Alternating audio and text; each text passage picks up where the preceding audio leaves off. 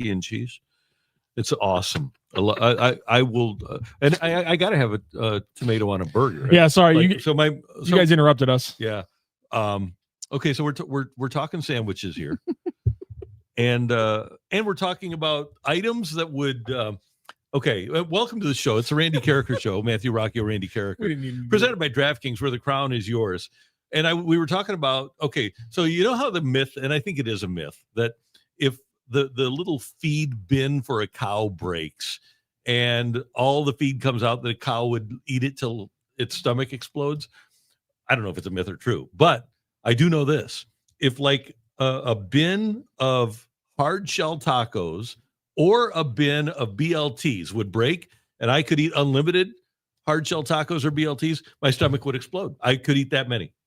Yeah. And I was saying that if I ever needed to like hit a certain like amount of like raw tomatoes that I eat every day, I would just need to eat BLTs and tacos. Like that gets me my raw tomato diet 100%. So, God, I want a BLT now. Damn it. They're both awesome, but like there's a burger that you can make at home.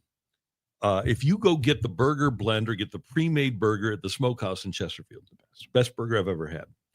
And so what you want to do is you want to, and there's this Kinder's seasoning that you can get at Costco, right? So you get either avocado oil or olive oil, loaded up with the Kinder seasoning.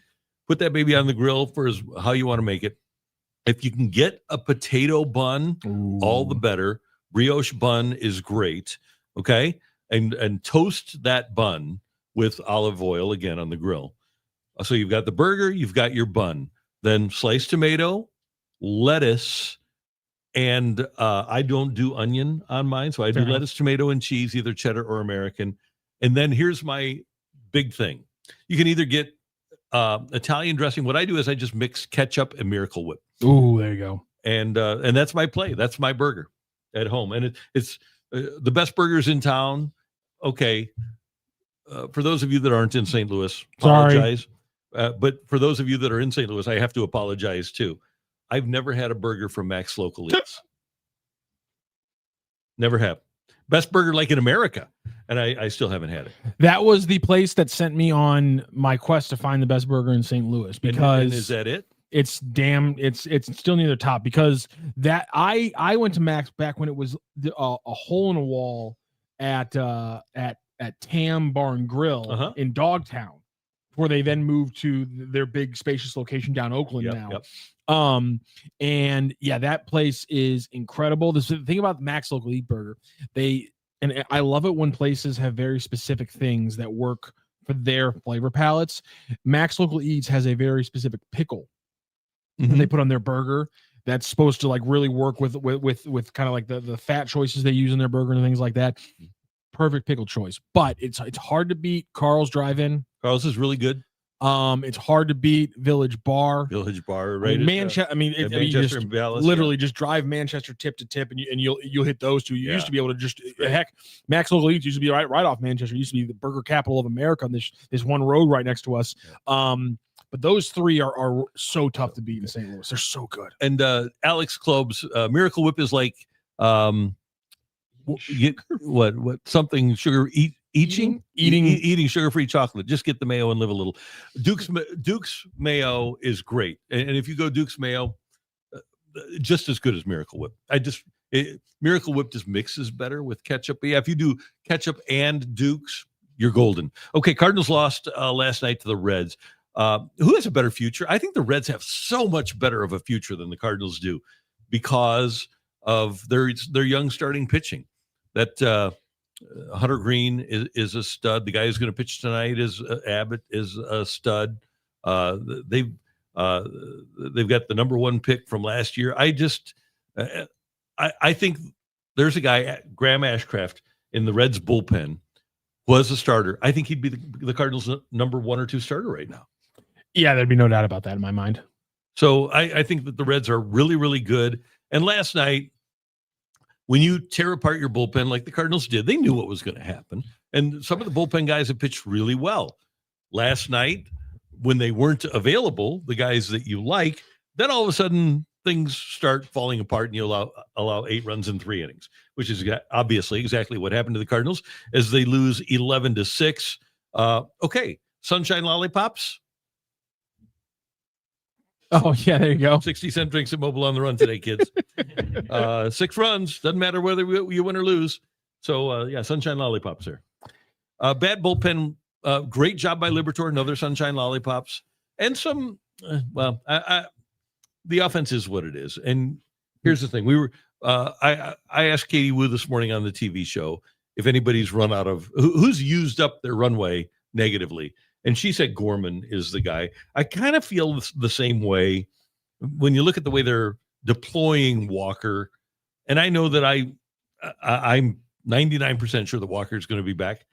I don't know that he actually has an awful lot left to show the Cardinals. Something's going to have to change dramatically for him. And man, that play by Victor Scott appears to have regressed. I mean, literally, you cannot afford to be making an error like that. I'm not going to harp on errors if you're chasing a crazy ball and you get the tip on your glove on it and you shouldn't have got to the ball anyhow. Fine. But the player you are, to be a useful baseball player with the way you hit the ball right now, botching a routine single and just cleaning it up and getting the ball into the infield and moving on to the next play, that's grade school level stuff right there, man. Yeah. Not good. Alex Klobes. Hey, you got my name right. We are glad to get your name right, Alex Klobes. You dove into something there with the Gorman thing, and I want to just ask a question here because undoubtedly acknowledging that the last 2 weeks has seen a regression back to bad Nolan Gorman.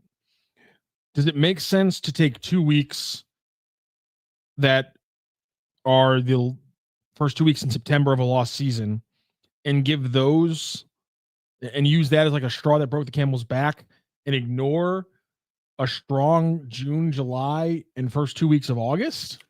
Like we're gonna take 2 weeks and say that's what this player is and ignore the 2.5 months prior. You know that I am a big picture guy, and I know that the guy obviously has physical ability. How long do we need to say that he had an 800 OPS and and 27 homers a couple of years ago?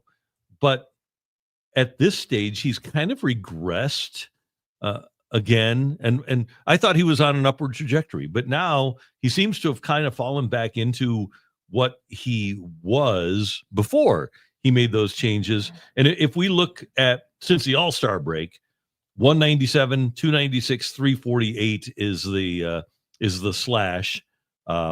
He has hit 5 home runs, 17 RBIs, and 132 at-bats. But, man, that 197, 296, 348, and 132 at-bats since the break is alarming. And I will say I don't know how the Cardinals feel about bringing him back or not, because if you don't have Gorman, and I've said this before, Matthew, I don't think there's really a guy in the entire Cardinal organization where you say, okay, that guy's capable of hitting 30 home runs. This guy did hit 27 and 400 at bats. So the power is there, but that's what Katie thought, is that he had used up all of his runway that he had been given. And I guess the question becomes, when are opportunities enough? When do you say, okay, that is the end of the runway and we're not going to give him any more chances? And here's one other quick point about this is that if you are stuck with Arenado, if you can't move Arenado, and he's going to play third, then and you want to bring up Weatherholt, then you have to open a spot for him, and that's either Gorman or Donovan or maybe both. So this really good walk rate that we've been talking about with Nolan Gorman, that's been one of the things that's been proof positive of what he's been able to do. Yep, the walk rate's the league leading walk rate in Major League Baseball is 18% by Juan Soto. Kyle Schwarber has a 15.2% walk rate.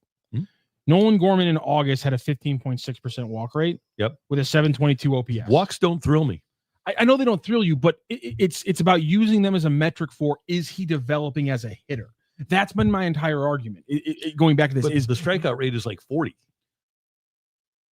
In Across the entire season, is it that high?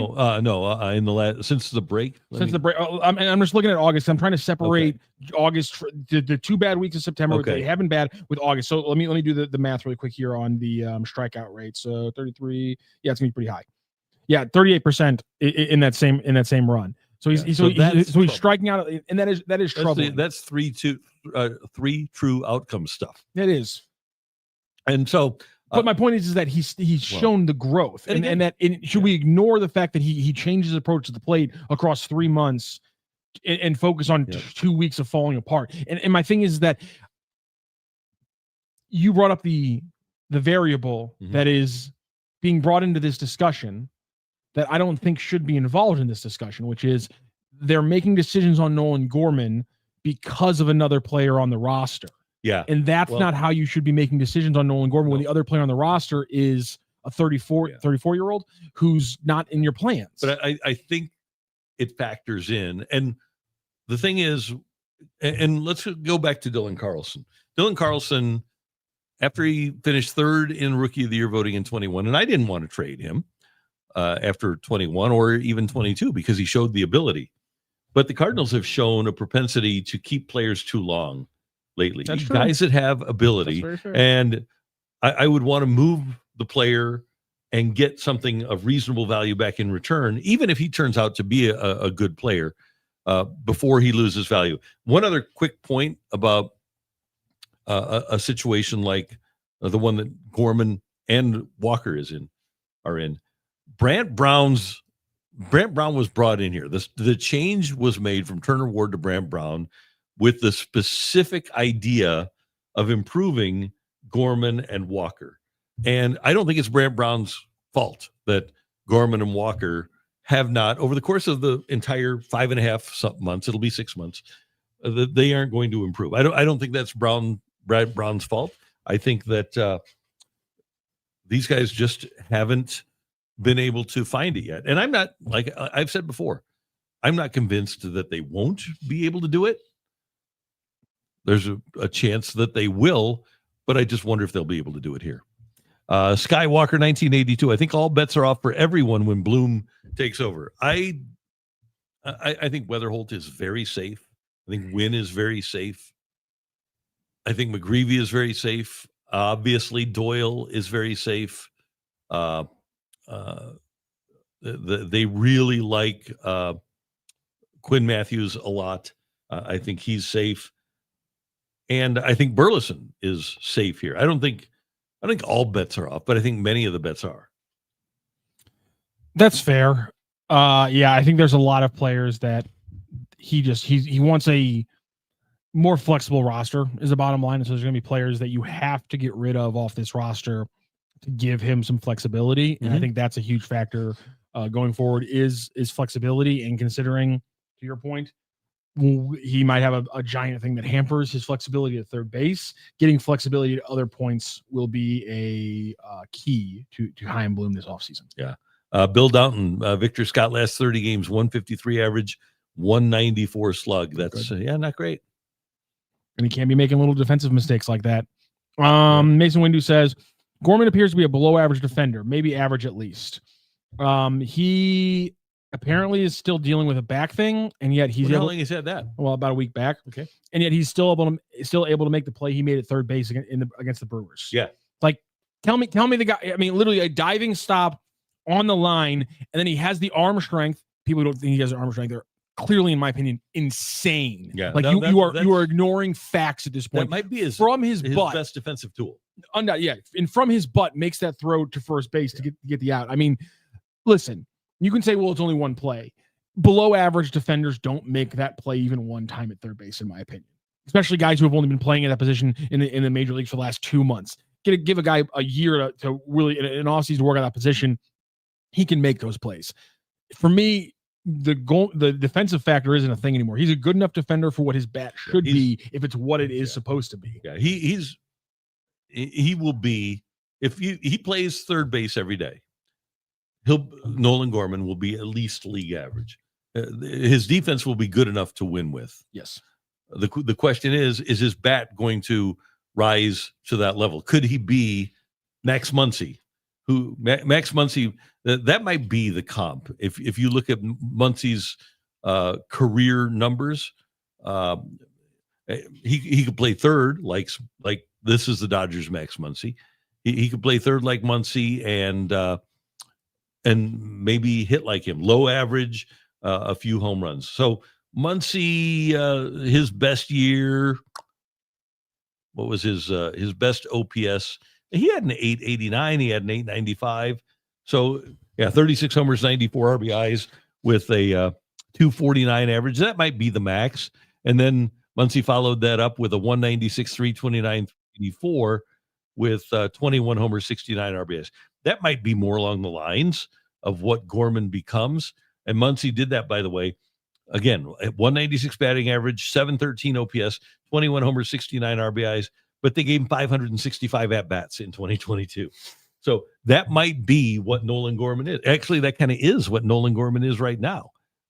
21 homers, 69 ribs, 713 OPS. That'd be better than what he's delivering right now. I could see him becoming that sort of a guy and playing that sort of defense that Max Muncy plays. While we're talking about Gorman, and we mentioned Walker a little bit earlier, something that Mike Claiborne threw out yesterday when he was co-hosting the show. Mm-hmm. Thanks, Mike, for sitting in. You mentioned this last week about going to Florida. He mentioned the possibility that Nolan Gorman and Jordan Walker should maybe go to winter ball for 2 weeks this year. I think that'd be a good thing. Yeah, especially Jordan Walker, because he's right in line with you of the man does not have enough reps against other people trying to get to the major leagues for us to be criticizing him at his age and those kind of things. And so could not hurt. Is it a realistic thing to expect from either of those players for a guy like Nolan Gorman, who's coming out of his third full year in the major leagues? Is it unreasonable for us to expect them to maybe take that step? Is Albert going to manage in the Dominican Winter League again this year? That's a very good question. If he is, I think that'd be awesome. I know he's big on these. I know he's big on getting baseball global in these Dubai series that are coming up. But I think Elvis Andrews is doing those with our good friend Joey Zanaboni, not Albert Pujols. So I think he might be in the Dominican Republic for this winter. Albert managed last year the Leones del Escogido, and I don't know if he is set to do that again. He won the Dominican Winter League title last year as a manager. I don't know if Albert is prepared to manage down there again this year, and they didn't announce it last year until February 21st of 24 is when they announced it. So I don't think that's been announced for this year. But if Albert were to manage a team, I would love to see Walker and or Gorman playing for that team. I think that's fair.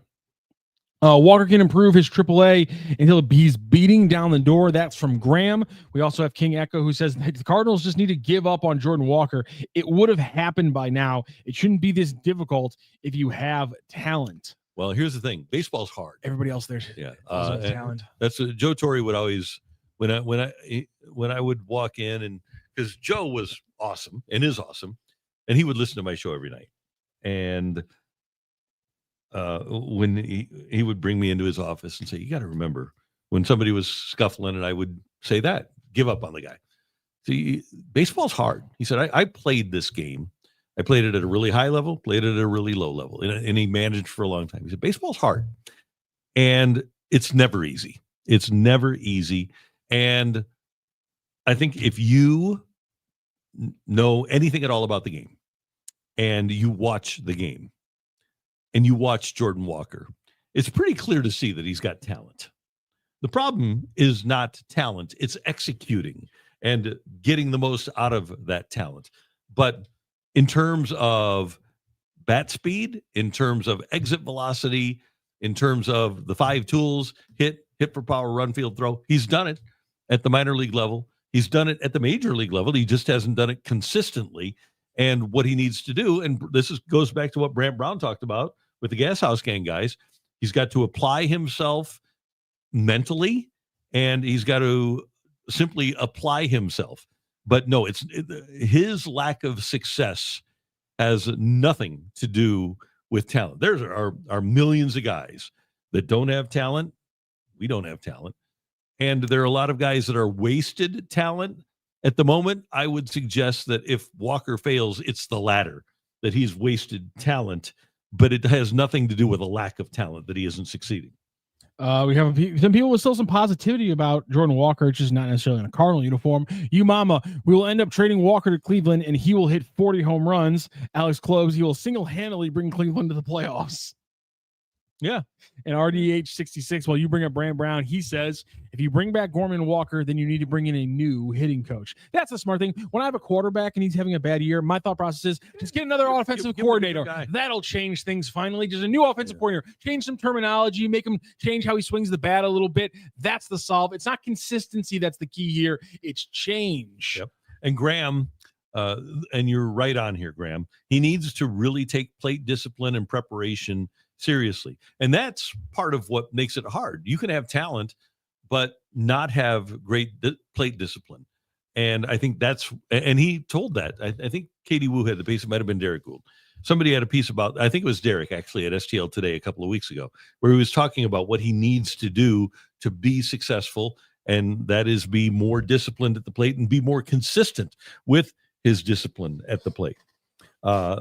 All right, Alex Clobes, again, this is like a teacher giving my parents a report card. He's not applying himself. He needs to listen better. That was me in school, too. Yeah, there's no doubt about that. And, but we see the report card every day for Walker. And it's really not different, in my opinion, from Gorman. I think they're very similar, and they both have their moments. Gorman losing plate discipline at the moment, too.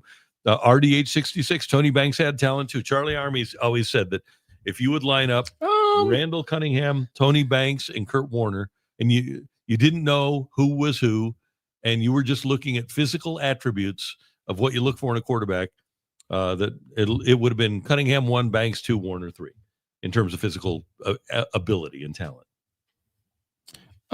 Yeah, I understand that Kurt Warner wasn't very impressive, but I do want to point out that Tony Banks in college had 19 touchdowns to 18 interceptions. Randall Cunningham had 59 touchdowns to 29, including like a 10-win season at UNLV. What we're talking about is the reason that people like Anthony Richardson get selected. Yeah, I know, but we're talking about just when you line them up and you 1,600 yards behind a good Alabama line. Tony Banks wasn't blowing down the doors of Michigan State, was he? No, but physically. I remember interviewing Jack Riley, the then Rams offensive coordinator, when they drafted Tony Banks. And they said, who's this guy going to be like? And he said, he's the next Troy Aikman.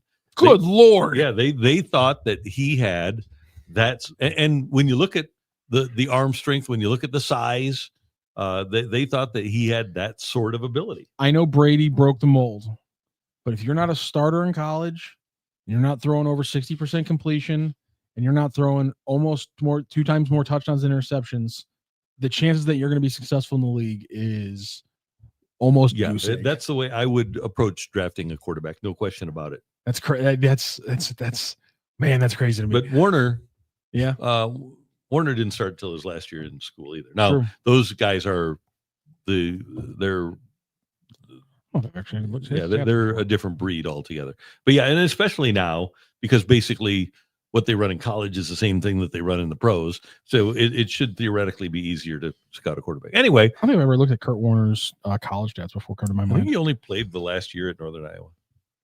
Interesting. Alex Clobes says, this is like a teacher giving my parents a report card. He is not implying himself. He needs to listen better. Oh, God, I hated those report cards. Oh, yeah, me too. Those things were the worst. Mason Windu. Come on, don't get down on your guy.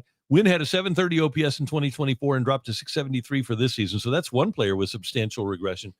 Mason Winn apparently has been playing for like 4 months with that meniscus in his knee. And your legs, remember what happened to Alan Craig when he lost his base, when he didn't have his legs? I'm talking to people that know hitting, like McGuire, who knows hitting pretty well, and Albert. They talk about how important the legs are to hitting. And I don't think Mason Winn has had his legs for the last 4 months. And I think that's one of the reasons that you've seen that regression. I think that he'll be a better offensive player once he gets his knee back in 2026. I don't think that's a reflection on his ability as much as it is a reflection on Mason Winn's physical well-being. So Thank you. And Samuel Howe. Thanks, Mo. I'm just now discovering that Kurt Warner's college stats at UNI are not great. No, they're not easy to find. Oh, huh. They're not in College Ref. The only Kurt Warner in College Reference is the Penn State running back who went on to play for the Seattle Seahawks. That's the only Kurt Warner that's in College Ref. So that's interesting. I actually cannot find Kurt Warner's college stats. And this is why I'm actually thinking to myself, I'm like, as you said, I go, have I ever seen Kurt Warner's college stats? And I'm just now realizing I don't think I ever have. How about that? This is actually legitimately blowing my mind. That is pretty amazing. Really quickly, I want to touch on that because you mentioned it. It's the quote that I have is from Derek Gould's article in the Post-Dispatch 2 days ago. Mm-hmm. They could have shut me down 3.5-4 months ago, but they let me go out there and play. That's all I asked for. I want to thank them for sure. Should a staff let a guy play with an injury for 3.5-4 months? Because we're saying it didn't extend to the point where the injury is going to be worse, but clearly was affecting him and made him have a down year. So like when you think about it, the fact that it clearly affected him, was it smart for them to let him play? I think in a situation like this where the team wasn't going to win anyway, and he wasn't going to hurt himself anymore, and he did play Gold Glove defense. He should win the Gold Glove in the National League. Best defensive player. Yeah. So I don't think that I didn't have a problem with the Cardinals letting him play, and they were not going to bring up Weatherholt. So the option was going to be Fermin, I think. So I have no problem. 1,000 OPS or like 880 OPS. Yeah. Jose Fermin, thank you very much, sir. Yeah. I don't have a problem with the Cardinals letting him play. What about the premise of a player having kind of like a say so in that discussion? That's why he played. Yeah. Yeah. But I mean, do you think in nowadays it's a good thing for teams to still have the players saying, yes, I know there's something wrong with me, but I want to push it? Yeah. Because you want to have people that are willing to compete. And the thing is, the Cardinals have gone to guys in the past, pitchers who say, I can't pitch on back-to-back days. And they go to him and say, you got to. And so if you're going to tell a guy when he thinks he's hurt that he's got to play, then you can't tell a guy when he's hurt and wants to play that he can't. That's a great way to look at it. And I come this side from Mason Windu as well. I'm not criticizing Winn. It's his new favorite player, obviously. I am criticizing the organization. We have Winn, Nado, Donovan, Newbar, etc., all playing with injuries and performing below 2024. And Chris Widener, I like this. Alan Craig's foot injury was a tragedy for baseball. Guy was incredible. He was like the best RBI guy in baseball for a couple of years. And when you talk about tragedy, and from a baseball perspective, it is, but that happened in the 2013 World Series, and the Cardinals traded him in 2014. The Cardinals fully expected that their number 3 hitters, 3 and 4 hitters for 2015, 16, 17, 18 were going to be Oscar Taveras and Alan Craig. And so you lose Taveras in that 2014 postseason, and Alan Craig gets hurt. And you never had that group. And the Cardinals did. And it's not as much of an excuse as it is reality. That was their plan, to have those guys. And they never had those guys good together. And that set the franchise back. The death of Oscar Taveras and the injury to Alan Craig really set the franchise back dramatically. Anthony C., by the way, with some great Googling here, says Warner started his senior year at Northern Iowa, threw for 2,747 yards, 17 touchdowns, with a 58% completion percentage on 173 of 296. How about that? Good for him. Yeah. So thank you very much for that info. Yeah. We appreciate that. Hey, we've got some great stuff happening here in the state of Missouri. You might think that, hey, our city and our state aren't doing great. Well, number one, the Missouri Tigers. Help is on the way. Okay. Oh. But it's because of DraftKings. You son of a... It's because of DraftKings, which sportsbook, America's top-rated sportsbook app. It's coming soon to the Show Me State, and you can sign up today. New Missouri customers get $300 in bonus bets when we launch on December 1st. Download now and place a $5 bet when DraftKings goes live. And DraftKings Sportsbook will bring everything you need to elevate your game day, including live in-game betting, lightning-fast payouts, and endless ways to get in on the action, all right from your phone. And when DraftKings does officially go live in Missouri, You'll be betting with the Sportsbook app trusted by millions. Safe, secure, and fast money withdrawals. Download the DraftKings Sportsbook app now and use the code STL Sports that you see right there on your screen to grab $300 in bonus bets with just a $5 bet when we go live on December 1st. That's code STL Sports in partnership with DraftKings Sportsbook. Gambling problem? Call 1-800-GAMBLER. 21 plus, physically present in Missouri. Eligibility restrictions apply. Bonus bets expire 7 days after issuance. Excludes customers who redeem pre-launch sign-up offer. Terms at sportsbook.draftkings.com/promos. One last point here, because we had RDH66 came in and said, MCLs can't get worse once torn. I coached a football player that finished the season with a torn MCL, performed fine with some pain, got surgery after this season. I'm not acknowledging the issue with the meniscus or it getting worse. I'm acknowledging, one, what we saw happen to Brendan Donovan this year, which Brendan Donovan was compensating for another injury, and that caused him to put strain on other muscle groups that then caused him to injure those muscle groups, which then led to other injuries. Mason Winn, if he's trying to play through pain, maybe he starts over focusing on another part of his body to take away from the pain from his knee, and then he hurts that part. It's not the meniscus. I am completely okay with saying this is what the medical staff said. They weren't going to injure it further. They weren't going to affect his winter 2025. It wasn't going to affect any of his playing time in 2026. I'm fine with that thought process. But then when we look at the facts we have from a guy like Brendan Donovan and how playing hurt can hurt you in other ways, that's where the alarm and the decision-making process comes up to me. I agree 100%. You don't want to get into a situation, and that's one of the dangers of having a guy play when you know he's injured, is that maybe he'll favor one part of his body and that'll get injured too. And yeah, that absolutely can be and has been a problem in the past. So thank you, RDH. We do appreciate that. Hey, sad news this morning from the world of Hollywood. Robert Redford died at the age of 89. My favorite, if you've been around and listened to me for a long time or watched me for a long time, you know that my favorite baseball movie of all time, actually maybe my favorite movie of all time, is The Natural with Robert Redford. And my favorite character, definitely in a baseball movie, was Roy Hobbs, played by Robert Redford. Do you have a favorite all-time baseball movie character, Matthew Rocchio? I wish my dad could have. God, I love baseball. I think for me, it comes down to Lou Brown from Major League. He's great. Might be my absolute favorite character. I think that's my favorite baseball movie. I love that movie so damn much. Yeah. And he's so funny. He's perfect. But like, if we're getting to I do love Roy Hobbs.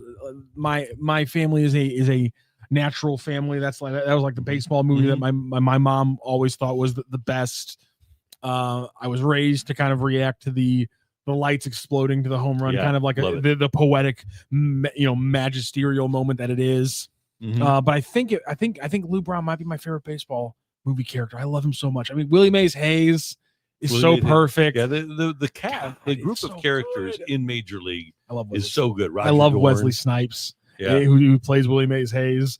Every part about that movie is my favorite. I think that's my favorite. Yeah. I think I gotta go with Lou Brown in Major League. Yeah. Redford had a legit throwing arm and swing, not like some actors in the movies. I think they actually with Redford, I think they used the reverse photography, and he swung right-handed, and then they flipped it so that he looked like a left-handed hitter. And they had the number obviously flipped backwards on his jersey too. Yes, Major League had both those dichotomies. Wesley Snipes is a terrible athlete. He looks the part undoubtedly, but if you know anything about Wesley Snipes being in multiple movies where he's an athlete, he's a terrible athlete. Can't shoot a basketball.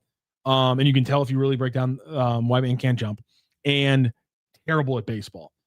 And then you have the other side, Charlie Sheen, apparently an absolute live wire in his arm. Where to the point where, like, when Charlie Sheen actually roared back and threw the ball, he actually had some real speed behind the pitch. So you kind of had both sides of that dichotomy in Major League. Yeah. And so the Wild Thing, was another great character, right? By the way, Wesley Snipes also in The Fan. Oh yeah, that's right. A good call. Yeah, so that was another fun movie. Not that Anybody in that movie was my favorite character. Have you ever watched Eastbound and Down? I have, yeah. Kenny Powers is the answer from Alex Clover. Good one. Just such an incredible character. Great answer. Let's see. Roger Bowman, best pitcher in any baseball movie. What about Billy Chappell throwing a no-hitter in For Love of the Game? That was a great one. I actually, a lot of people are down on that movie, For Love of the Game. I liked it. Sundance Kid, The Fall Will Probably Kill You. Butch Cassidy and the Sundance Kid is another great movie. Who are those guys? Yeah, I love that movie. MVC says Hamilton Porter, the great Hambino, obviously from The Sandlot. Yep, there you go. And then Benny the Jet from Sandlot 2. And Smalls, Scotty Smalls, right? So I had another. Let me get. There we go. I wonder if I've gotten to. Did I get into broadcasting partially because I watched The Sandlot so much? It might be Jake Taylor. Pedro Serrano, great call. I think we might be able to blame me being here a little bit on The Sandlot. I like that because Smalls at the very end of the movie. If you guys don't remember, Smalls becomes the broadcaster for the Dodgers, calls Benny the Jet Rodriguez stealing home, and then I love that call. It's not even like a good call. He's stealing home. Benny the Jet's stealing home, and then Benny the Jet gets up and salutes the broadcast booth. God, I love that movie. By the way, other baseball characters in the Natural Pops, Wilford Brimley was great. I love Wilford Brimley. Wasn't Pops great? Yes, so good. And then Red, the coach, too. Yes. Red was great. And you can never go wrong with any character that's played by, what was the blonde's name? Memo? I forgot her. Kim Basinger. Kim Basinger. There good you job go. there. Oh, good pull there. Thank you very much. Crash Davis, Kevin Costner's character in Bull Durham. Another great one. I can't remember the name, but the pitcher in Major League. Are you saying Jesus Christ can't hit a curveball? Scene, that's the quote everybody loves. Yeah. But for me, my favorite scene is, I think it's in spring training, where Ricky Vaughn comes in and he talks about him and he slowly goes through how he does all the pitches. He's got Vaseline. He's got Vaseline someplace. He's got another thing like right here. He's got something under his hat. Like he's got all these different things. He goes, oh no, there's a Hakalugi on it. I love that pitcher character so much. Underrated character. Tom Hanks is Jimmy Dugan in A League of Their Own. Jimmy Dugan got thrown out here earlier during the Jordan Walker discussing King Echo throughout the Jimmy Dugan quote. It's the I don't want to script it. It's not the hard that hurt. Yeah, Joe comes in with that. Tom Hanks in A League of Their Own. You can't. There's no crying in baseball. King Echo had the quote earlier, and I'm blanking on it now. It's the hard that makes it feel good. I'm blanking on the quote right now, though. Somebody had it in the chat earlier. Yeah, Jimmy Dugan, though, an absolutely fantastic selection here. We get Ricky Vaughn. Bean could pitch. Sundance Kid. Angels in the Outfield. I don't hear that one very often. That one seemed like it was just a kid's movie that I never really got into. Yeah, me either. 3 Days of the Condor was an underrated Redford film. Good call there, Samuel Howe. Yeah, I like that. I don't think it's underrated. Because if you ask any like cinephile or like movie buff, one of the greatest movies of all time, you will get 3 Days of the Condor consistently in people's top 10 lists. Like, because like cinephiles worship Robert Redford. Robert Redford. Yeah. And 3 Days of the Condor is one of those, like, it's not super popular, fine, but like you ask people who watch a lot of movies, and if you call 3 Days of the Condor underrated, they will give you a blank stare, because to them, it is one of the most properly rated movies ever, because they are obsessed with 3 Days of the Condor. It's an incredible movie. So one of the Greenwich Village. One of the stories I read this morning on the heels of the death of Robert Redford. So they lead with iconic actor Robert Redford has passed away at the age of 89. Then it gives his bio. Then in the last line, it says no cause of death was given. He was 89. Isn't that a good cause of death? Indeed. I mean, do we really need to know what the cause of death was? Don't we already kind of know? Yeah. Some complications from old age. Old age. Okay, fine. Yeah. So I don't think that we need to write that story. Rookie of the Year was the big baseball movie for my childhood. Gary Busey, The Rocket, Bad News Bears. And High Definition. Any shout out to Ogie Oglethorpe? That was kind of a hockey movie, but one of the great. We're doing baseball here, but Ogie Oglethorpe is an iconic sports movie character. Yeah, this could be Ben. His heart stopped beating. Yeah, that's a good cause of death. Ridiculous. Randy Quaid as Johnny was the best player in the movie. Always showed up. Oh yeah, Jeremiah Johnson. I never saw that one. That was the one where he. That's the one that has the gift made out of it, right? I think so. Yes. Yeah, Jeremiah Johnson. Yeah, Mr. Baseball with Tom Selleck. I didn't really like that. I did like Mr. 3000. Did you really? I was kind of a silly, goofy Bernie Mac movie. They go back and they take two of his hits away or something like that. So he's Mr. 2998 or something. So he's got to get 2 hits. Yeah, so that was pretty fun too. Bernie Mac died too early. Man, he did. Bernie Mac. We needed to have Bernie Mac around if for no other reason than to play Kevin Sumlin. Oh my God! The Kevin Sumlin movie. Have you ever put those two side by side? No, I haven't. That's I think if you can Google Kevin Sumlin and Bernie Mac, it's unbelievable. Topher Rock says Robert Redford was the first choice to play Superman in the 70s, which means that one of the very last movies that Robert Redford was a live action actor in. Do you know what it was? No, what? Captain America: Civil War. Really? One of the very last movies he was ever a live action actor. Because if you look at his IMDb, holy crap, that's insane. If you look at his IMDb, he was a narrator and a voice-over for a lot of like post 2016 work. I think he has one other live action movie, but yeah, he was in Captain America: Civil War he was the main villain in a Marvel movie. He was fantastic also because he plays this like security director who's actually super corrupt and is letting the bad guys into like the government and everything like that. He was fantastic as a villain. By the way, Robert Redford in All the President's Men, he was just a really good actor. And he started the Sundance Film Festival. He lived in Sundance. What state is it? Montana or Utah? Wyoming? There you go, Utah. So, he 89 years old, iconic actor.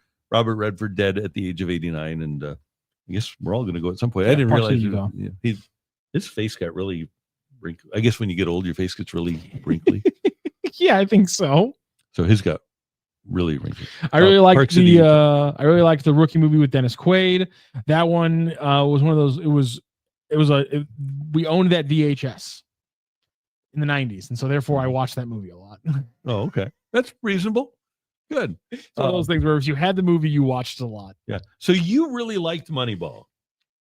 It's a very fun movie to watch, but as I said on the show like last week, I think I understand and respect the people who point out that it's an abomination of a baseball movie because you don't ever mention the pitching staff that cleared you Hudson, through that team. Mulder, Zito. That's why that team was pretty good team. 21. Yeah, but I like it because it's a fun movie. It is fun, and Brad Pitt does a good job, and he's from Missouri.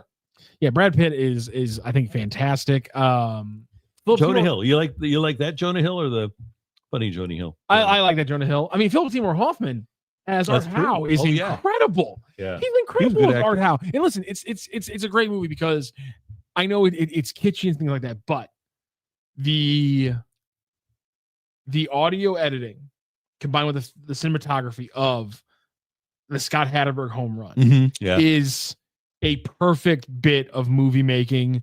Like that is a film that is a director and a filmographer just in their absolute bag of filmmaking. I love it so much. Topher Rock's with a good point here. Moneyball, great movie, bad baseball movie. Yeah, it's one of those ones where it actually is a better movie than it is a baseball movie. Yeah, and did Tejada win the MVP that year? I believe so. And Tejada was played by Royce Clayton, if I'm not mistaken, in that movie. Oh, and like the on the field. Oh, let me check IMDb. Interesting. I feel like Royce would be a little old to be playing a baseball player who's supposed to be 26. He's young at heart. When we came out like 2014. Okay, Moneyball. I was almost 30. Royce Clayton would have been almost 50. Okay, well, he's an actor. Well, sorry. Oh, that's true. Okay, I forgot about that. He was kind of an actor in the movie. Well, Smooth Productions, I'm afraid you've missed the premise of the question. We're doing baseball movies. That's why no one mentioned the Mighty Ducks. Yeah, and that's because Robert Redford, who played Roy Hobbs in The Natural. Roy Hobbs, my favorite baseball movie character of all time. So I guess theoretically Roy Hobbs is dead now too. It's a great. Well, he got shot once. Yeah, Barbara Hershey. I love it when you call me Big Papa. Listen, guys, it's a great movie. There's no more mentioning that movie on during the show because I don't need to cry on the air. And that show, thinking about that movie, makes me want to cry. It's heartbreaking. Really? Roy Hobbs has died. I'm sorry, Randy. The bulletin now official. This could be Ben. The bullet now official. The bullet. Yeah, the bullet. I've talked about this before. As a child, the femme fatale storyline makes no sense. It made no sense to me. It confused. I thought there were two. It was kind of weird. For my entire life, I thought there were two different movies that just both had Robert Redford in them. Yeah, because I couldn't connect why is the lightning splitting the tree and him making a bat out of that? How is this connected to the guy getting shot randomly? Where's the connection here? Do you get it now? I get it now, yes. But as a child, I could not like figure those two things out. Probably because I inevitably during like the one scene that connects the two moments, I walked out and got like a glass of water or something, came back extremely confused. I totally understand that. But for me in my mind, I've always, whenever I think about The Natural, I think about it like two different movies. I think about the Wonder Boy and the big moments, and then I think about the weird thing where I was confused by the femme fatale stuff. I don't know why. Yeah. And one of my favorite shows ever. One of my favorite shows ever. I don't know if you. Not a lot of people watch cartoons, but this is a funny cartoon that's for adults. It's called Archer. It's on FX. It's a hilarious show. AKA Chris Ranji. Yeah, there you go. Archer is a hilarious show, and there's an entire episode they do where he's going through a mental episode where he thinks he's Roy Hobbs in The Natural, but it's like where he's himself, and instead of baseball, it's lacrosse. And they make fun of how like at one point he gets shot and he's like in this like coma and he's like talking to the person in his head and he's like, I don't even understand how me getting shot makes any sense in this story. And like for some reason for me, I go, I've never felt more seen than in this moment. But it's such a great movie. That's funny. That's good. I'm trying to find. I'm almost positive that Royce Clayton was Miguel Tejada. I got multiple people saying Archer's amazing and making references to it. Please tell me you remember the episode where they do the natural jokes, because it's one of the funniest ones in the entire run of the show. I love it. That is absolutely great. Now I got to watch it. It is low key one of the most clever shows on television. It's just now ending because the main actress who played his mom on the show passed away, and I'm blanking on her name right now.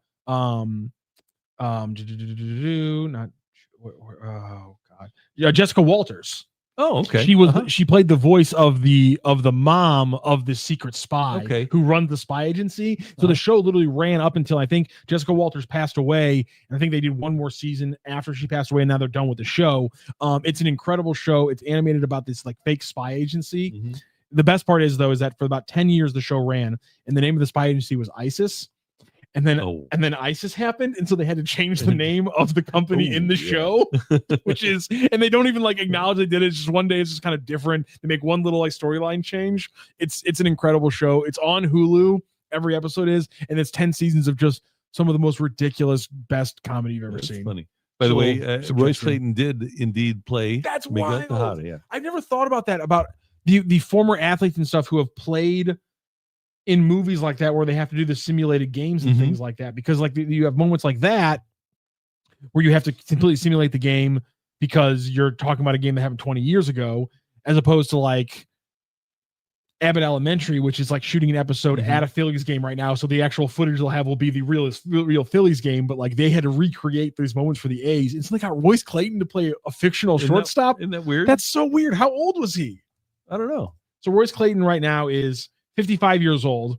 That movie was 12 or 13 years ago. So he was 42 years old playing Miguel Tejada, who in that season, when he won MVP for the 2002 Oakland A's, Miguel Tejada was 28 years old.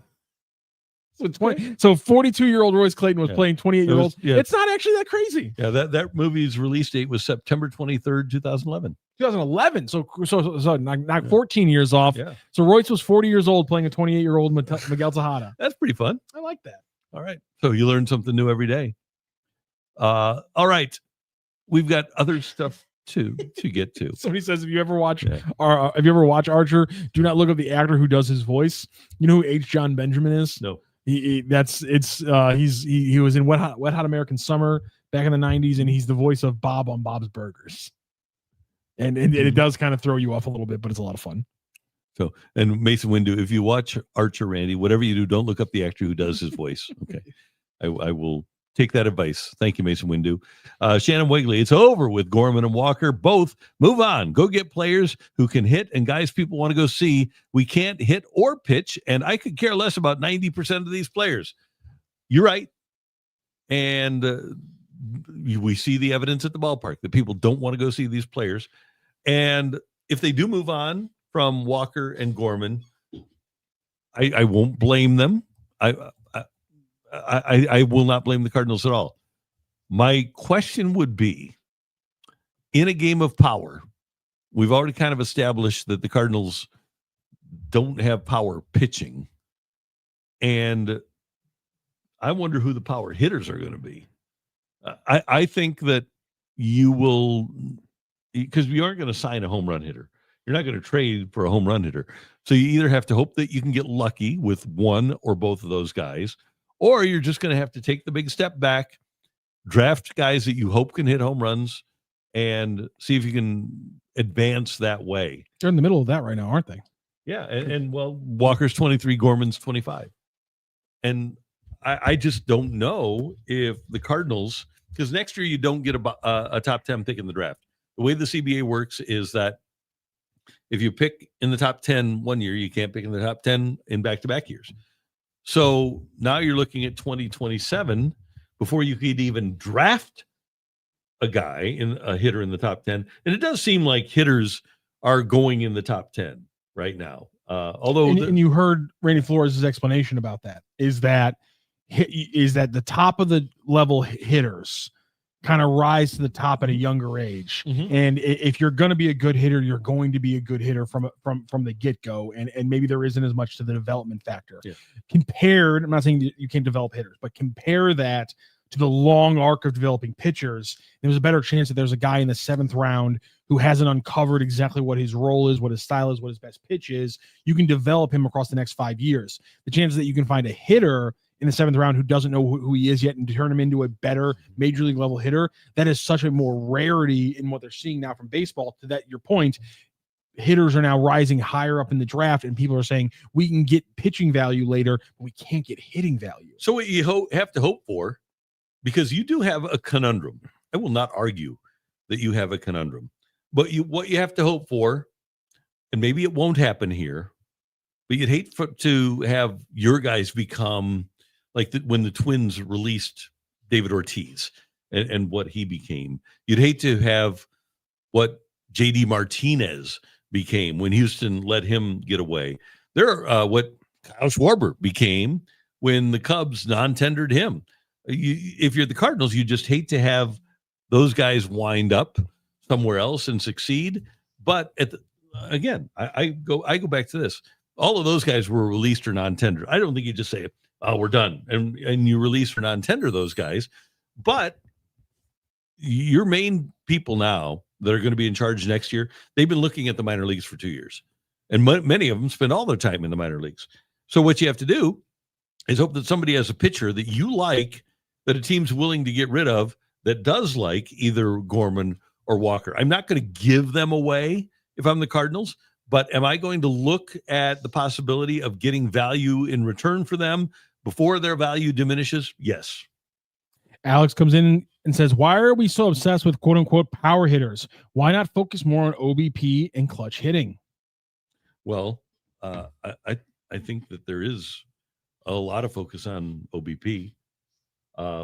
And numbers people don't necessarily believe in clutch hitting, but there are some guys who show themselves to be clutch. One of the guys on this team that I think is clutch that people can't wait to get rid of is Brendan Donovan. He always seems, when the good things happen, Brendan Donovan has a tendency to be in the middle of it.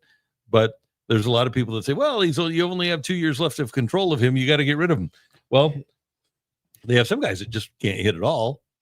Some guys, I think Nolan Arenado has proven himself to not be the best clutch hitter in the world.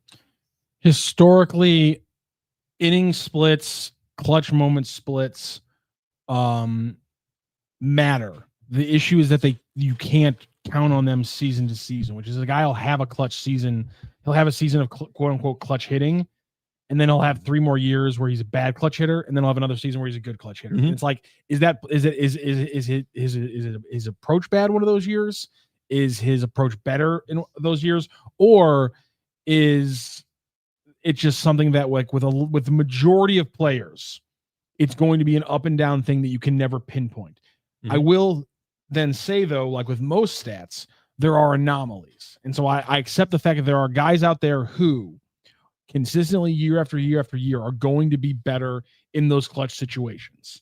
But if a guy has a huge clutch year one year, a lot of the math tells you probably don't expect him to do it next year. And a lot of the clutch guys that are getting hits in the 8th and 9th inning are getting hits in the 1st and 2nd inning too. Yeah. That's a big part of it. A big part of it too. And there are teams that don't have many clutch moments. If you have played like Derek Jeter was known as a clutch player, right? How many more clutch opportunities did he have to participate in than somebody who played for the Rays during the course of Jeter's career? Some guys are, and I'm not saying that they aren't clutch, but some guys just have a lot more opportunities to be clutch than other players do because of the team that they play on and the scenarios and the situations that they're dropped into. All right, let's get to some more of your chats, and we do appreciate your chats. RDH66, for every example of a guy that becomes a star for another team, there are 10 that didn't. And that's true, but the Cardinals have a lot of examples of guys that did, and that's what they're concerned about right now. They don't want any more Arozarenas or Garcias, players of that ilk that wind up being really good for other teams. Now, it doesn't look like Dylan Carlson is going to wind up being a star for another team, but you'd hate, if you're the Cardinals, to have these guys 23, 25 years old that go somewhere and give another team 5 or 6 or 7 good years that you should have had, by the way. But hey, I'm torn on this. If the Cardinals decide to move on, and like I said, I would be shocked at this stage if they are going to move on from Jordan Walker. I won't be as surprised if they move on from Gorman, but I don't want them to have those guys lose their value and get nothing for them. Cardinals are in a tough situation because they don't want that. They don't want those guys to go somewhere else and become stars, but they also don't want the guys to fail here. It's a tough situation. This could be Ben. My fear with Gorman is his next team, he becomes Schwarber. Walker, I don't have that much faith in. No, and Walker he hadn't done it over the course of a season. Those 27 home runs that Nolan Gorman hit a couple of years ago, they still resonate. People still say no, and people that watch him hit the ball know that the ball flies when it comes off of his bat. Jordan Walker hits the ball hard, but he doesn't hit it in the air a lot, so it doesn't fly as much. I still think, though, and a lot of people, I know you feel this way, that watched Jack Clark hit, and Jack didn't have an uppercut swing. He was a line drive hitter. And I just wonder if you give Walker, and he's healthy, for 500 at-bats, and that's been an issue as well. It'll be interesting to see, with the velocity with which he hits the ball, how prolific of a hitter he could be. And people in the chat were talking about doubles. I think he could be a big-time doubles guy. Yeah. And I like doubles. I have no problem at all with doubles. Eddie Grant Bloom traded away 3 top relievers for almost nothing. We'd be tied for the last playoff slot or better if we did not weaken our strong bullpen. 2 things there, Eddie. 1, John Mozeliak made those trades. Mm-hmm. And 2,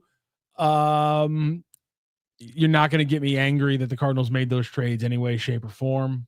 Yeah. Those were the smart trades to make, because even if they were right now in the for the last place spot in the wild card, I'd be exactly where I was in middle June when they had a spot in the wild card. Okay, they're going to lose 2 out of 3 in the wild card because the offense isn't good enough, and your best pitcher is probably matching up to the other team you're facing off number 3. Maybe they're number 2, certainly not their number 1. You're not going to win in the playoffs. So plan for the future when they can build a team that actually will win in the playoffs, or at least has a better than not chance to win in the playoffs. Because I know all we're talking about is chances here, and I could be very wrong if it could have happened, but didn't have the roster, in my opinion, to compete this year, and so they traded to try to get that roster in the future, and that's smart baseball, in my opinion. Yeah, and I don't know why people are, and it's easy to get down on players quickly, but Jesus Baez is 20 years old. Oh, I thought you were going to talk about the Mets and Ryan Helsley. Oh, no, it's getting down on players quickly. Yeah, well, that's true. Yeah, they have. So I don't, and Baez, you might be right, might wind up being nothing. But I think the most salient point that needs to be made here is the one that Matthew made, that John Mozeliak made those trades. It was not Chaim Bloom. Chaim Bloom will take over after Mozeliak leaves, but he is not making trades for the Cardinals at the moment. And again, but even if he had been in a position of power to make those trades, I think Bloom would have made those trades for the exact reason if he understands that this roster is not going to be the roster that wins this team a World Series. And all Ryan players, Helsley, they were all going to be free agents. They're all going to be free agents. Yeah. So I completely understand. I understand more closely the Cardinal fan who says, I'm tired of just getting in. I want a legitimate contending team. I think that's a very legitimate way to go about fandom. I understand the people who say, I want my team to be competitive no matter what. I don't want to sell when I could be a playoff team. I understand that thought process as well, but I unfortunately have been locked in for years. I'm very much of a blow it up kind of guy. If a situation seems like it's not working out, hit the detonator and reset things. And I think the Cardinals finally pulled the trigger on that, and I think they were a year late, and so I'm not going to criticize them for finally doing it. We get another chat, and we do appreciate them about Jordan Walker saying that he has never dominated at AAA. Well, he's never actually been a guy that was supposed to be a AAA player. He went from AA to the majors, and he's gone back on medical rehab, and he's gone down to work on things, but he's never played at AAA as a guy where you say, okay, you are here right now because you're a member of this team like everybody else who is trying to get better. But when he's been at Memphis, 746 OPS in 2023, that was his first taste, and then a 753 OPS in 2024. And this year when he was at Memphis and only 17 plate appearances, and a 544 OPS, 17 plate appearances, not really enough to get a gauge on the guy. But no, he hasn't dominated at AAA because he's played, 29. He did play 85, so 95, 105, 115. He hadn't even played a full season at AAA. So he really hasn't had much of an opportunity to dominate at AAA. And the Cardinals admit that they rushed him. And it would have been better for him to go to AAA. But, he just never had that opportunity. I think if the Cardinals would have started the 23 season with him at AAA rather than here, it might have changed the trajectory of his career dramatically. Chris Widener, I got a little reality check on Baez that he didn't hit it all in his first few years. Let's see how he performs in AAA. I just think so. Just looking at his numbers, just being 18 years old, Cardinals rookie level, 76 at bats as an 18-year-old. Joshua or Jesus? I'm looking at Joshua. Should I be looking at Jesus? Yeah, Joshua was the guy the Cardinals have had, right? Yeah. So Jesus Baez is the one we're talking about now? I think we're talking about the one they got from the Mets. Oh, okay. That's fair. I was confusing my Baez's. That happens. My apologies. No worries. So let's look at Jesus Baez, 17 years old. He's in the Mets DOSL. How far? I don't even know what level this is. That's the Dominican Summer League. The Dominican Summer League for the Mets. When he's 17 years old, he hits 740 OPS as a 17-year-old. In the Mets rookie league, he struggled a little bit as an 18-year-old with 138 at bats. He had a 640 OPS, but then in 2024 as a 19-year-old at two different levels for the Mets, Brooklyn and St. Lucie, he hit a combined 782 OPS. And this year in 2025 across three levels with Brooklyn, Peoria, and St. Lucie for the Mets, he's had a combined 712 OPS. So I mean, he has hit pretty well across He's a lottery his ticket. minor league career. When you trade for a guy like that, when you're selling, he has. essentially what you're buying is lottery tickets. And if you win, it is the 1 in a million chance, wonderful. But when you're selling a guy that has 2 months left in his contract, that's essentially what you're doing is you're buying a lottery ticket. Jesus Baez, the scouts like he's only 20 years old. Yeah, that's my thing. And turns 21 in in February.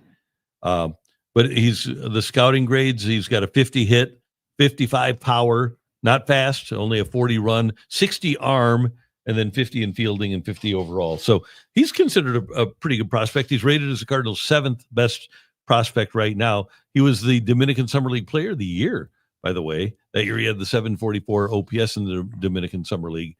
And last year, 104.6 average exit velocity. And that was at 19 years old, right there at the top of the Florida State League. So he's got a chance. But again, the expectation shouldn't be extraordinary. I don't think it should be extraordinary for anybody that you get at the deadline when you're trading established guys for prospects. You hope that it works out. But I mean, I wonder what the Tigers got for Justin Verlander when they traded him. It's a good question. By the way, thank you very much for the question, Chris, because these are the kind of things that I wouldn't Google on my own. Like I'm not thinking about Jesus Baez's stats right now. I'm looking at them. People are telling me it's over 700 OPS for the majority of his time before he get here. I'm just saying, you know what? I'll think about the 18-year-old or 20-year-old in 2 or 3 years. Mm-hmm. But hey, we learned about Joshua Baez's stats today. We learned about Kurt Warner's college stats today. We're learning things on the show. That's the important thing. We're learning things. Show, no doubt about it. August 31st of 2017, the Tigers trade Verlander to Houston for Franklin Perez, Daz Cameron, he played a little bit, and Jake Rogers. Tigers also sent Juan Ramirez to Houston to complete the trade. So Franklin Perez, Daz Cameron, and Jake Rogers, the 3 guys that were traded for Justin Verlander, who was in the prime of his career for the Tigers at the time. It doesn't appear as if Franklin Perez is in organized baseball in 2025. So you're saying the Cardinals can get a starting pitcher for scraps, is what you're saying? Maybe not. Oh, okay. Daz Cameron. Am I taking the wrong thing away from this example? Yeah. Oh, my bad. Sorry. My apologies. Yeah. He moved on to Oakland and is now with Milwaukee. So you're telling me is we just have to pick the 3 prospects who aren't going to work at all, and we can trade them for a starting pitcher. All right. And then Jake Rogers, he's back with the Tigers. Already age 66. So you just trade Jordan Walker to the Chiefs for Patrick Mahomes. They need a young tight end with speed, and we need a good arm in the rotation. There we go. I think that's fair. Yeah. 6'6", 250. Jordan Walker really could have been a bitchin' tight end. Yeah, no doubt. So it was Verlander, Perez, and Cameron, or this is and to Chris's point as well, the other Baez, the Joshua Baez that's been here even longer, he's killing it. 800 OPS for the Cardinals. And in fact, this year across high A and double A, Joshua Baez has an 884 OPS. He had an 8. You love to see this, Randy. He had an 886 OPS and 145 at bats for high A ball. Mm-hmm. He gets promoted midseason, adds 273 at bats at double A, and his OPS goes from 886 to 883. That's a 20. And again, he is 22 years old, so he's a little bit maybe behind in age wise. I think if you look at he's a little bit older than a lot of the guys. But there's a lot there. Yeah, I'm pretty excited about the Baez's on this Cardinals team. Yeah, I am too. Except we'll get confused about them. Yeah, but oh well. So let's see what we got going on here.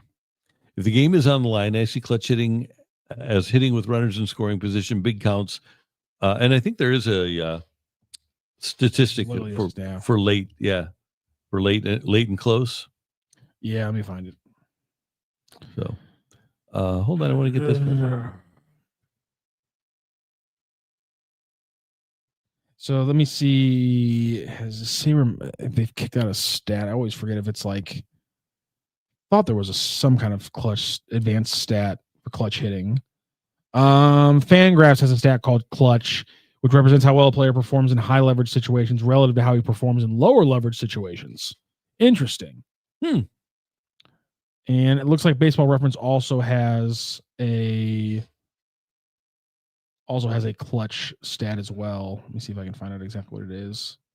Yes, here it is. So under player win probability, they have a clutch percentage stat here on Baseball Reference. I do not, though, off the top of my head, know. So the difference between the context dependent. Oh God, this is a very, very deep analytic. I don't know how to read this just yet. Yeah, this is too complicated. I've come across an analytic that I've determined is way too complicated for me to try to figure out. Yeah, most analytics are way too complicated for me. There's no way I'm going to be able to figure out how the hell they find this clutch stat on Baseball Reference while we're live on the air. I have to do 2 different dictionary searches. Because the problem is I'm just barely smart enough to where I can kind of figure this stuff out if I try really, really hard and hurt my brain. But I'm not casually smart enough where I can just figure it out without getting a headache. You don't want to hurt your brain. Sometimes it happens. All right, let's touch on the NFL last night, the doubleheader, because the Buccaneers are now 2-0 and the Chargers are now 2-0. Chargers are good. Jim Harbaugh is great. He's got a good quarterback. Now, they've got some injury issues that they're dealing with, and they may have lost Khalil Mack last night. But, man, the way they play, and especially with as physical as they are, they could do some real damage in the AFC West. Think about this. Won their opener, considered a home game against Kansas City. Won their second game, road game, at the Raiders.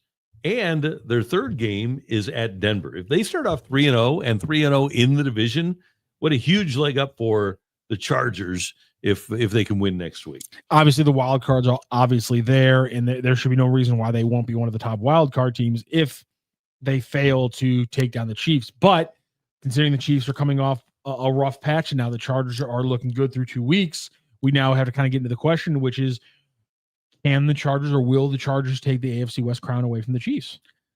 I'm really concerned about that Chiefs offensive line. And I got some talent and they're young, so maybe there's some Simmons is fine. Comes together late in the season kind of thing. But now, I mean, how far down the line are you going to go? Because they got Sua Mataya as the he's at left tackle. He can grow up. Yeah. But when is Taylor going to turn into a player or more? When are the My thing about Taylor is this. People are bitching about this because of the penalty waiting to happen. Well, that's my thing, is he's still leaving early. I know, because a lot of Chiefs fans were bitching about the Eagles being offsides on the tush push for a touchdown, which they were. No doubt about that. Yeah, but I'm watching the Chiefs drive the very next drive, and as I'm seeing the Twitter posts about how they're bitching about him being offsides, I see 3 plays in a row where John Taylor leaves early from the right tackle spot. I'm like, he's still leaving early. So Chiefs fans got to stop throwing the stones in the glass houses. I believe, if I'm not mistaken, he's the most penalized player in the league. Yeah. And Kareem Humphrey's a great center. Yeah. Trey Smith is a legitimately talented player who's grown after being a 6th-round pick a few years ago. But Jawan Taylor is one of the most overrated, overpaid, and injury-prone and penalty-prone players in the league. And the bottom line is that both Sua Mataya and Simmons are crazy athletes. Look at Josh Simmons running down the Eagles defensive back after the pick.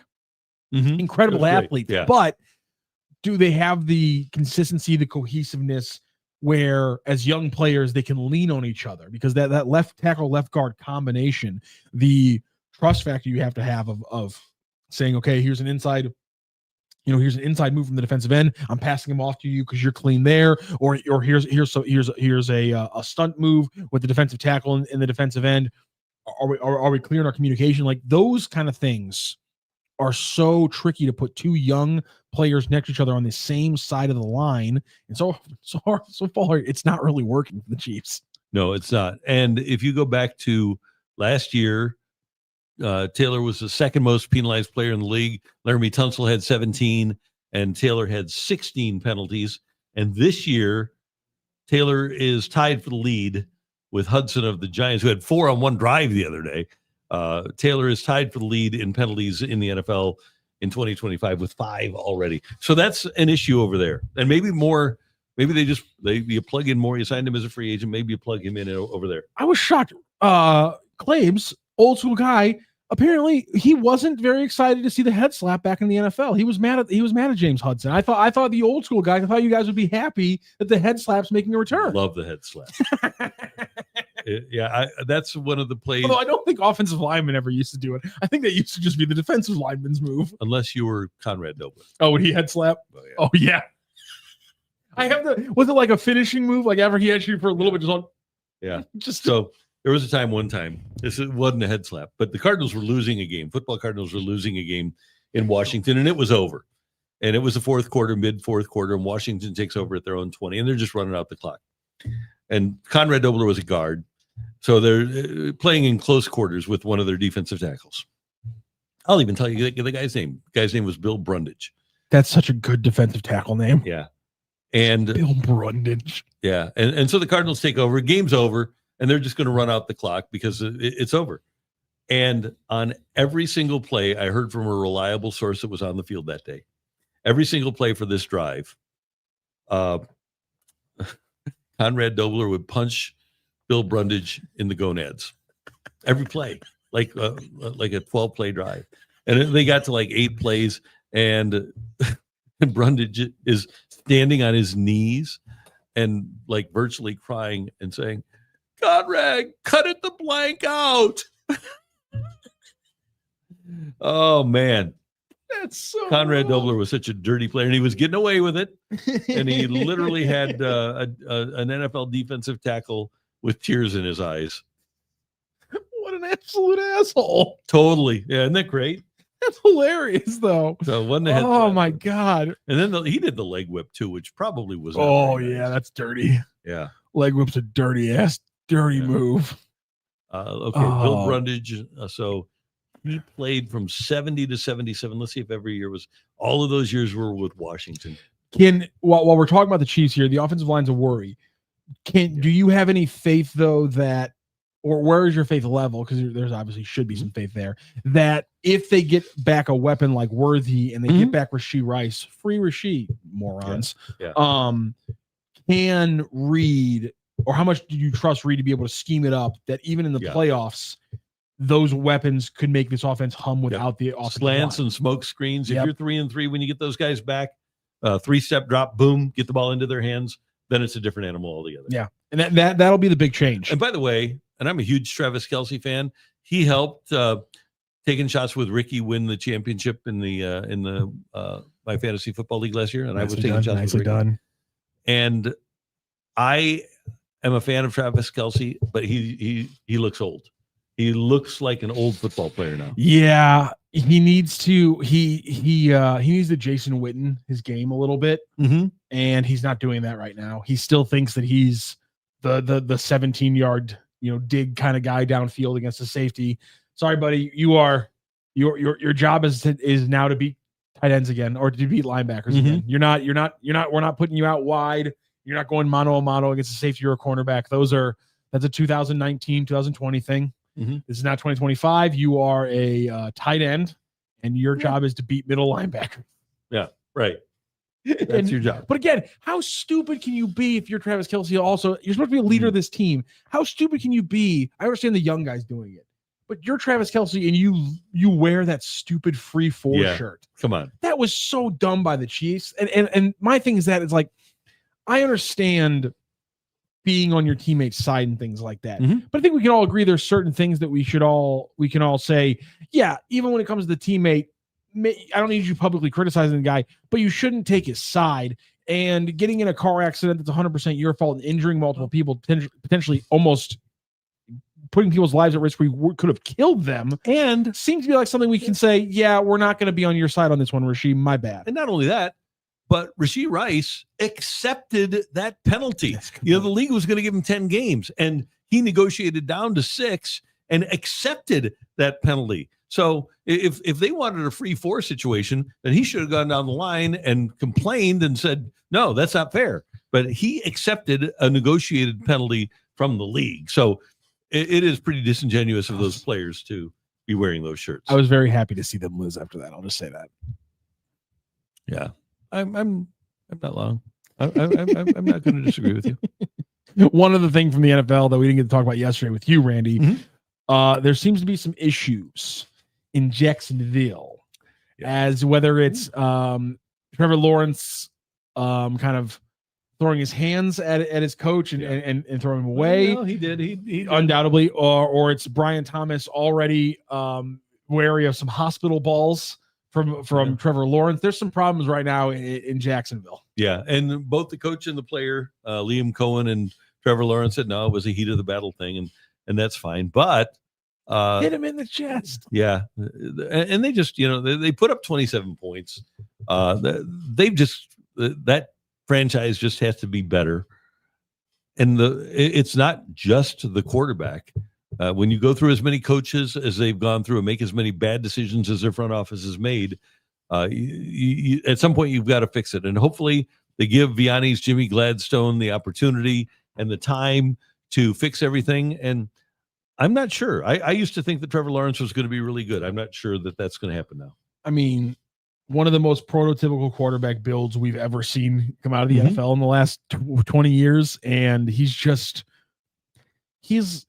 like he's like Ryan Fitzpatrick out there. And but he shouldn't be. He should be Adonis. He should be like he right. Like it should be a lot more like Andrew Luck, and it's like Ryan Tannehill. Like it's not. He doesn't have that level of just control of the game that you would expect somebody who's 6'5", who can put the ball anywhere he wants it. Like those guys have a different control of the game because the entire playbook is supposedly open to them. But if he can't put the ball on the tee, and he's going to keep getting Brian Thomas killed, not much you can do. Now, I will say, great quarterbacks have also been just liable to get wide receivers murdered. If you talk to anyone in Indianapolis, one of their favorite jokes is that at some point Peyton Manning is going to have to pay for the crime of ruining Austin Collies' mental health for the rest of his life, because my God, would he put Austin Collie out for some hospital balls. Yeah. But Brian, and that's why for Brian Thomas, I know people are getting mad at him. Maybe I've gone soft.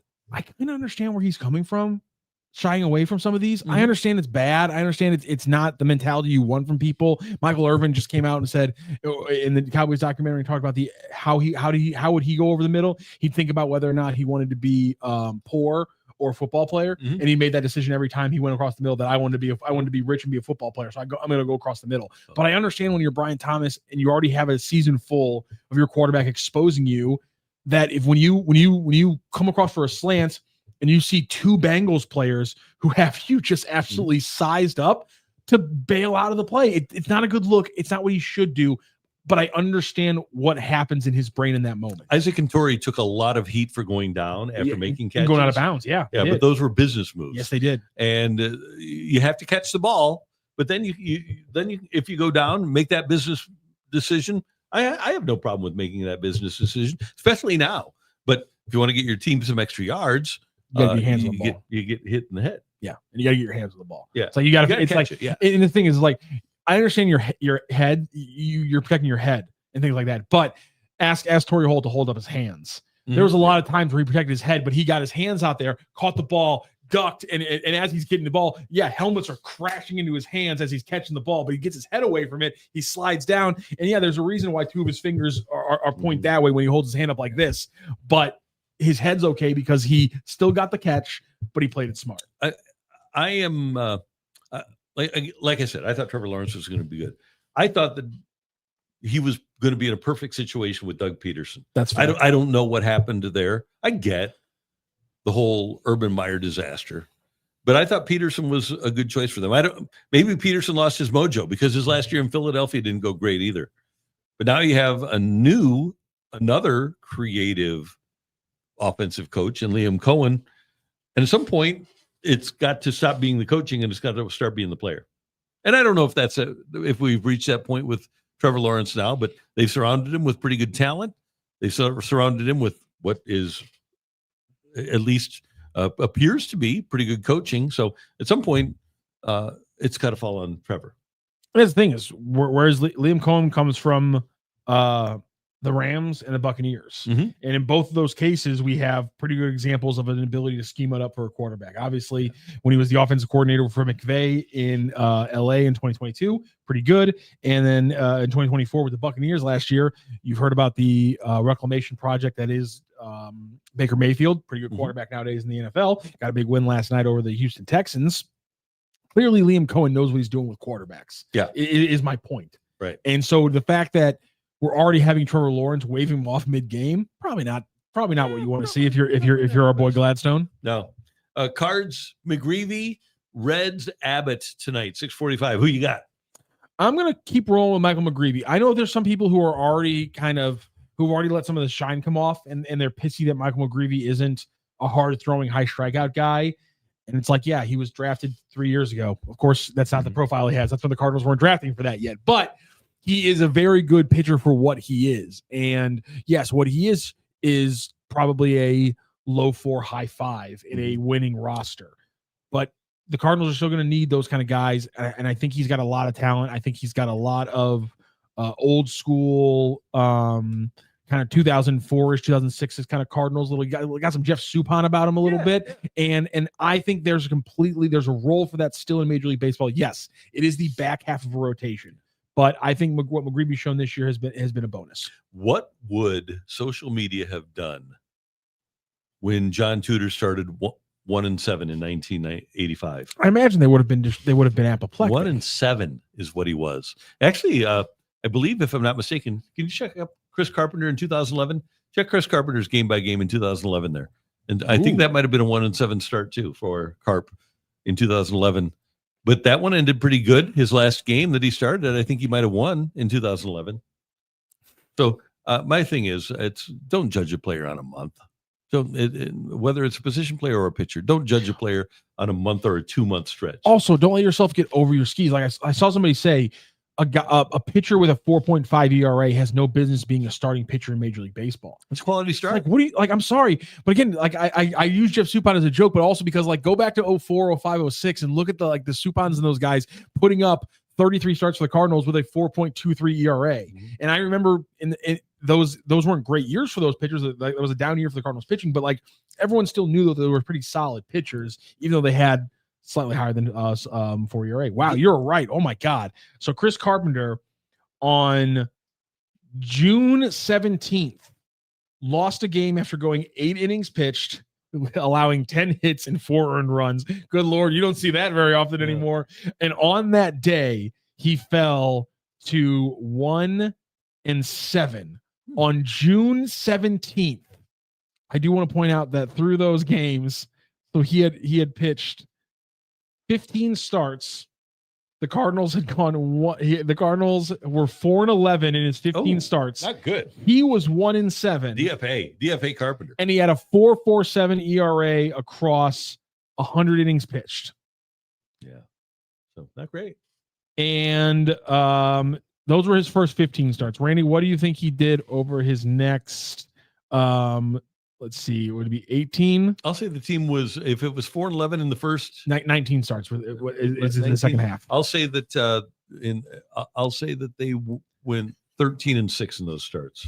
You were damnly. They went 12-7. Okay, there we go. Chris Carpenter went 10-2. Yeah. And in 138 innings pitched, he had a 2.73 ERA. He was pretty good. So yeah, you would have not. He went 10-2. Yeah. And by the way, this is stupid. His innings pitch counts 7, 9, 8, 6, 8, 8, 7, 5, 6 2/3, 8, 7, 8, 5, 6, 9, 7, 8, 7, 9. What the wait, he closed out the season on 9, 7, 8, 7, 9 in September. What the Christ is going on? Back in my day, 14 years ago. Oh my God. Pitchers used to I had forgotten about that. The 9, 8, 9, by the way, are all shutouts. Yeah. Epic. He was awesome. Good Lord. Yeah. What a September. Yeah. God, I love Chris Carpenter. He's awesome. We need to find another guy like that. So, hey, this has been fun. We started off talking about burgers and sandwiches. We wind up talking about the 2011 Cardinals. That's a standard show. That's a pretty standard show for us. Yeah. And you are out tomorrow? I'll be here behind the booth for the majority of the show. I gotta run out right around 11, unfortunately. And Brendan's in, right? Yes, and then this is the last time you'll see me on camera this week, because BJ will be in tomorrow on camera. Joe Roderick joins you on Friday, and then a special guest host. Okay, looking forward to that. Maybe a return of somebody you've seen before on these whole cameras. Who could that be? Joins you on Friday, as I am out of town on Thursday and Friday. Enjoy yourself, sir. Thank you very much. I will. All right. Enjoy the show. You enjoy yourself as well. Thanks for joining us here on the Randy Karraker Show on STL Sports Central. Don't forget, you can subscribe to our newsletter, check out all of Bernie's great work, and go to stlsportscentral.com. Like this video. Follow us on all of the socials at STL Sports Central. We have Cardinal pregame tonight with Cards Central 365. Is that the right name? Yes, sir. There you go. And postgame as well. So we hope you'll be here for that to react to what happens with the Cardinals and the Reds. And then we will see you tomorrow here on YouTube.